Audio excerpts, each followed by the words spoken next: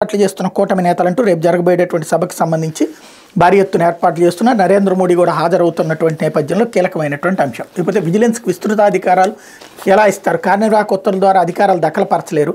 IG Kolli Raghurami Reddy లేఖపై high court ప్రాథమిక ఆక్షేపణ, పూర్తి వివరాలు సమర్పించాలని రాష్ట్ర ప్రభుత్వానికి ఆదేశం. లోకేష్ పిటిషన్పై విచారణ ఈ నెల 19 వాయిదా.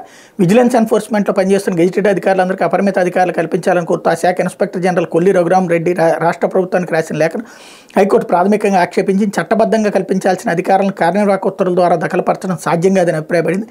ఐజీ అభ్యర్థన మేరకు విస్తృత అధికారులు కల్పించడం ఎలా సాధ్యమని ప్రశ్నించింది. ఇంతకు అసలు విశేషం ఏంటంటే, అసలు ఈ వ్యాఖ్యలు చేయాల్సిన అవసరం ఏముంది? ఆయన లేఖ రాశాడు. ఇప్పుడు ఒక కమిషనరు ప్రభుత్వానికే రాస్తాడు లేఖ, నాకు ఈ అధికారాలు కావాలండి అని. ఒక ఎస్ఐ ప్రభుత్వానికే చెప్పుకుంటాడు నాకు ఈ అధికారాలు కావాలండి అని. అది ప్రభుత్వం అధికారాలు ఇస్తే అది చట్టబద్ధమా రాజ్యాంగబద్ధమా అని తేల్చాలి. జీవో ద్వారా ఎట్లాగెవరు? జీవో ద్వారా అధికారాలు ఎట్లా ఇస్తారు? అసెంబ్లీలో చట్టం ద్వారా చేయాలి. ఒకవేళ జీవో ద్వారా అధికారాలు ఇచ్చారనుకోండి, అప్పుడు ఇదిగో మీరు తప్పు చేశారని అనొచ్చు.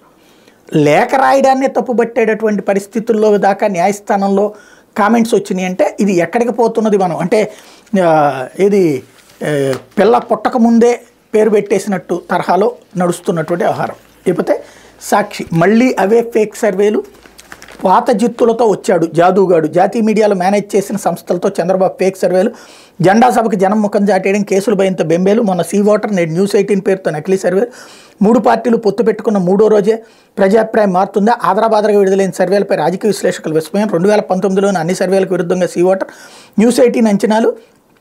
బాబు ఎన్ని నకిలీ వేషాలు వేసిన విజయం వైఎస్ఆర్సీపీదే, 50% పైగా ఓట్లతో మళ్ళీ ఫ్యాన్ ప్రభంజనం ఖాయం. తేల్చేసిన Times Now, ETG, Zee News మారిటై, చాణక్య, పొలిటికల్ క్రిటిక్ తదితర సర్వేలు.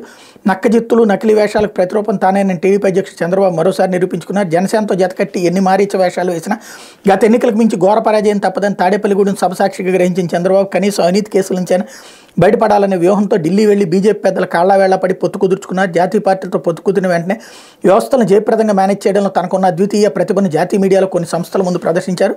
టీడీపీ, జనసేన, బీజేపీ కూటమి విజయం సాధించే అవకాశాలు ఉన్నట్టు మొన్న సీ వాటర్ సంస్థ ఓ నకిలీ సర్వేను వెల్లడించగా న్యూస్ 18 అన్న మరో ఫేక్ సర్వేను వదిలింది.